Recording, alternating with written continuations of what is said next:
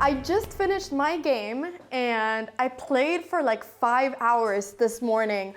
This is round number 2 of Menorca Open and the game started at 10 a.m. So it actually started quite early because I'm almost never awake at 10 a.m., which I should be. But I woke up at 9 a.m. this morning. I had 2 croissants, I had some beans, I had a coffee, and then I decided to go and play my game. And I was facing an 1800 rated player from Spain, and I had actually done some preparation this morning. So I'm gonna sit here and show you the game. I don't know why I'm standing up. It's just fun to stand up. I've been sitting down for like 5 hours and I have so much energy in my body. Like I want to do something with my energy. Like I could literally like run around. Like I could like, yeah. Oh, I'm wearing shoes, I realized, and this is a hotel. Okay, whatever. All right, let's do this. So I'm gonna sit down. Also, isn't this painting so nice? It's like the sea, it's making me feel like I'm really on an island, which I am, but I'm forgetting about it because I'm playing chess. But anyways, I was playing against Miquel Meneses Arenas, Spanish player, 1800, and the game started with d4. He started with that move. Now, I was very shocked when he played this because I thought he was gonna play e4. So I was very shocked when he played this, and after the game, he told me that he plays a little bit of everything. So I just wasn't expecting that. So I played d5, he played bishop f4, this was going to become a London, knight f6. I actually thought he was going to play the Jabava London. I thought this was his idea with playing the London because he had prepared some crazy line against me. I know that I've lost a bunch of times against Andrea Botas with the Jabava, and I was like, okay, maybe that's what he's prepared. But no, he just played a regular London. I went c5, and then knight c6, and now he went knight f3. And there's a lot of different ways you can play this, but I decided to play queen b6, threatening this pawn on b2. Now there's several ways you can play here. You can defend it through queen c2, you can go queen c1, you can go queen b3, you can do a bunch of different things, but he ended up playing queen b3. And now what I want to do is that I want to play c4, attack his queen, and basically try to get my queens traded. Because now my a file is open, and this is already a slight advantage for black. It's not like a huge thing, but it's slightly better for me. So I felt like, you know what, if I can get a better position as black after 7 moves, you know, I'll take it. Even if the queens are off the board. I actually kind of wanted to play a tactical game against him. So in that sense, like trading off the queens kind of went against what I was thinking in my mind, but yeah, it works. And it's a nice position for me.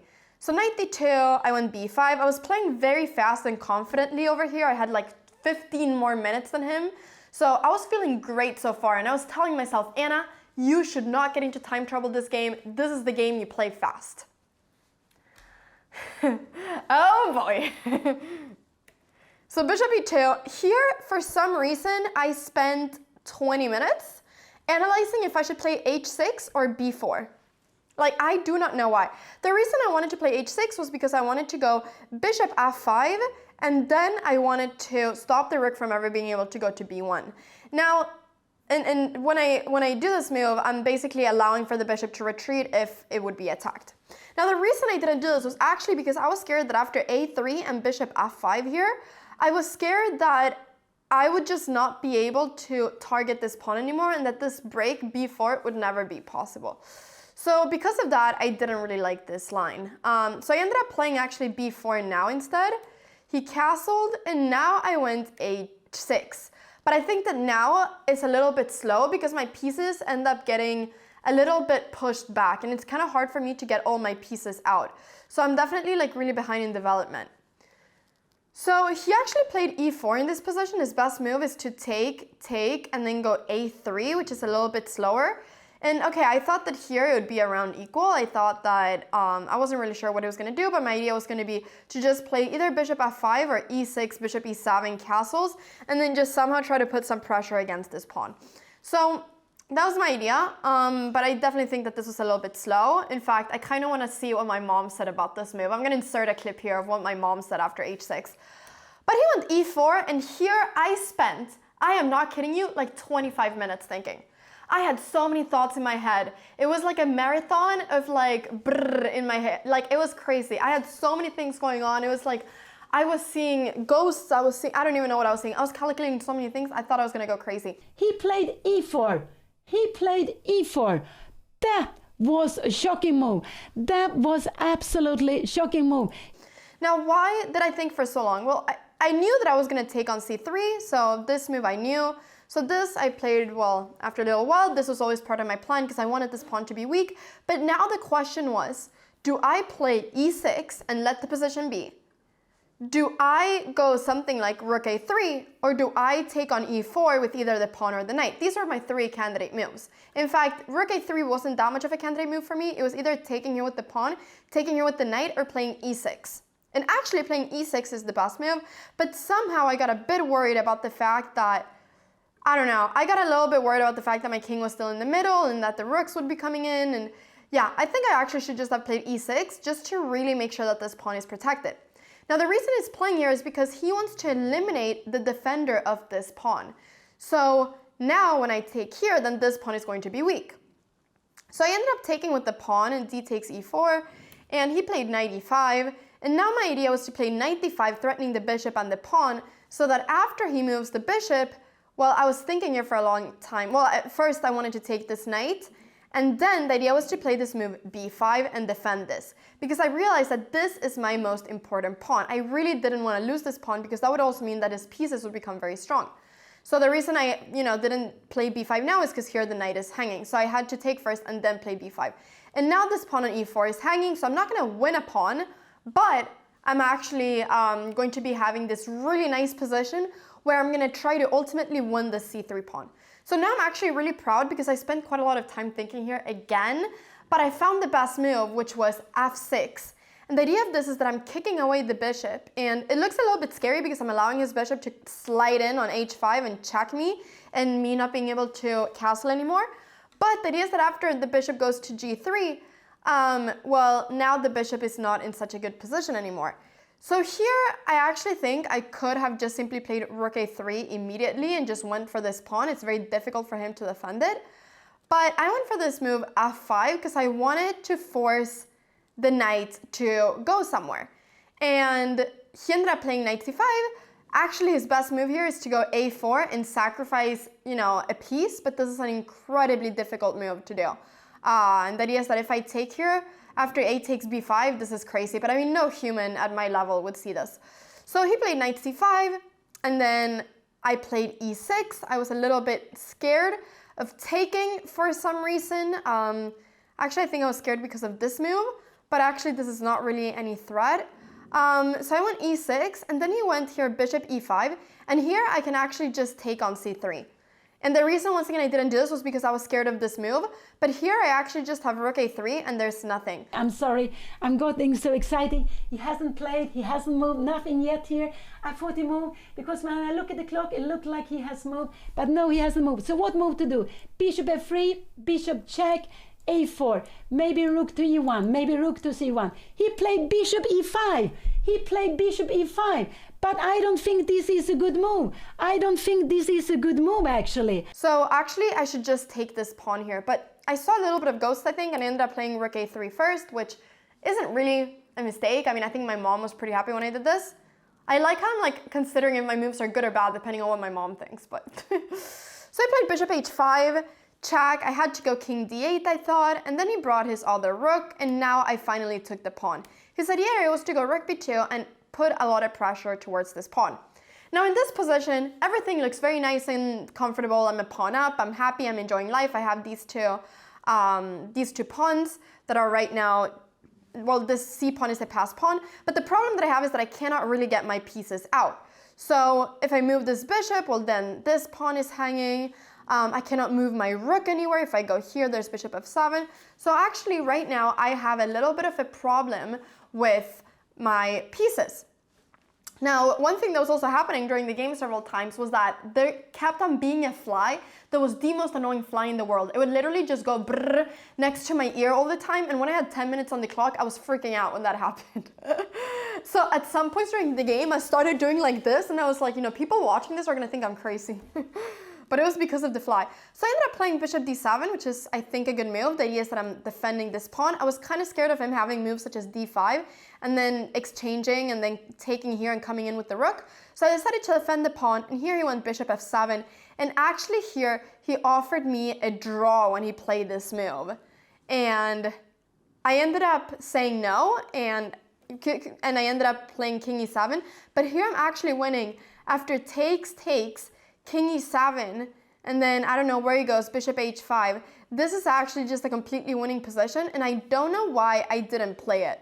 I actually have no idea why I didn't play this, because I saw this. So yeah, I actually have no, I think it's because I got scared that after takes and king f7, sorry, and king is, yeah, I don't even know what I was thinking. I don't know if this was what I was scared of. No, I don't know why I didn't see this. But here I just had a fantastic chance to take the knight. I played king e7, which is a mistake. I was never going to take the draw though, because I'm definitely pushing for a win here. And he also was getting low on time, and I felt confident in me. I felt confident in my skills getting low on time, and it felt like he was getting really nervous about his little time. So I was also trying to play against that, but that's also a dangerous way of thinking sometimes. But I ended up playing bishop c6, and now I was actually starting to play some bad moves. Here I should probably just go rook g8 and just try to get my pieces out. But for some reason I just thought that this would be nice so that he would never have the option of going knight takes d7. So I went here, and then I decided to move back. I mean, yeah, I'm playing some suboptimal moves right now. And then now finally I was able to play rook g8 and get my rook out of this terrible situation. Yeah, he wants to play against, I don't know, is it possible to go, what did she play? She played rook g8. She played rook g8. I'm so happy to see this. And now I have a really nice position. I actually ended up taking with the bishop because I was really scared that if I take with the pawn, my bishop would get stuck over here. So I took with the bishop, he took here, and now we started getting some activity. I went king f7. We both had very little time. This was a blitz game right now. I had a minute 30, he had 30 seconds. Played bishop e7.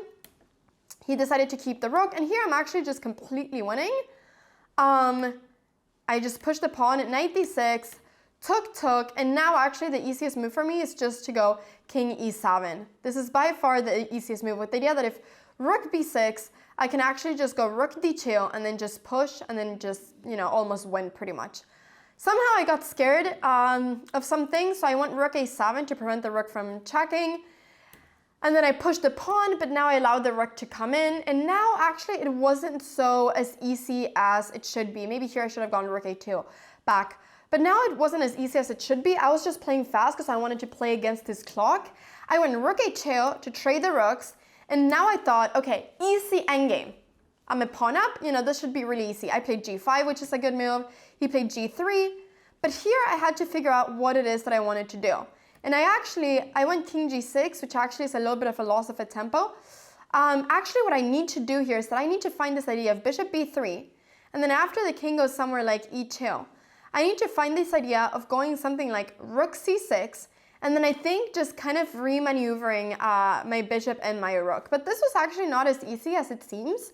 It's, at least I thought this wasn't so easy to see how exactly to win. Because I really just wanted to somehow get a rook up over here. But the king would always be in time to stop it, and if we trade rooks, it's probably a draw because of the different color endgame. So I wasn't exactly sure how to win this. I went bishop b1, which I think is a mistake. And then here I went rook d8. Still, I should go rook c6.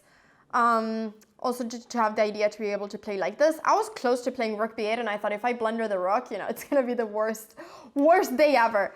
So rook d8, king d3, I played h5. He went h4. He had like 4 seconds on the clock when he did this. We were both getting so low on time. We were both shaking. This was incredibly intense. I was trying to play for the win. Here I went rook a8. I wanted to bring in the rook. He took, check. And here I spent some time thinking, because actually here, this move is a draw and this move is winning. And I saw this move, but I got really worried that after king e2, check, rook h1, king g2, taking here, rook c8 and bishop c1, I just didn't see how to continue the game. I didn't see how to win. And okay, looks like I have a great position, but I didn't see how to win, and I was really scared of losing my pawn somehow. But here actually what's nice is that I can re-maneuver my pieces, and I'm actually completely winning here because this king is forced to stay here to defend this pawn. If it loses this pawn, I'll take this. So this is completely winning, but with the little time, I kind of freaked out and I ended up not playing this move because I got worried about messing up and losing. So I went king g6 instead. And now I was like, wait a second, how do I even win this? Which I don't. Is she scared of this? She needs the king to go forward. She needs to play with the king. It cannot enter on the other side. So she has played. What did she play? What did she play? She went back. She went back. And now I think this position is no longer possible to win. Unless he plays the move that he did, which is rook e1, and just loses on the spot after c1 check. I cannot see any her opponent. Yes, I think her opponent will go. And her opponent blundered. Her opponent blundered. He played rook to e1. He played rook to e1. And Anna is winning on the spot. He put the king on a white square. And we can see he just resigned. And this is what I tried to tell you before. So Anna won. I couldn't believe that. So he couldn't move this rook because when I make a queen, it's with check. And here now, it's just completely winning. So luckily for me, I ended up winning. He ended up blundering here. He was really upset after the game about having missed this because he said, that this is an easy draw. And, he's right. Because I didn't see this move king g4, it is a draw. But yeah, I'm just so happy that this happened and that I was able to put pressure on the time trouble. And yeah, that ultimately he made this blunder. But he was very upset after the game, obviously, which I would have been too. But he was super nice, and we talked and analyzed for a bit and talked about the game, and he was super duper duper nice. So it was great talking to him after the game. So thank you so much, Miguel. Muchas gracias, Miguel, por la partida. Thank you so much for the game. Big shout out to him as well. The first thing he said after the game was, Anna, is your mom commentating our game?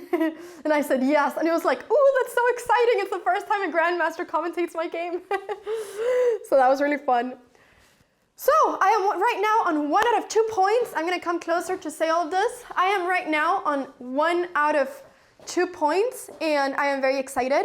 The next game is happening in a couple hours. It's a double round day today. So I'm playing round number 3 in just a couple hours. I'm gonna go get some lunch now, and then I'm gonna play round 3 of Menorca. Wish me luck in the comments. I'm gonna need it. And I will see you all for the next video.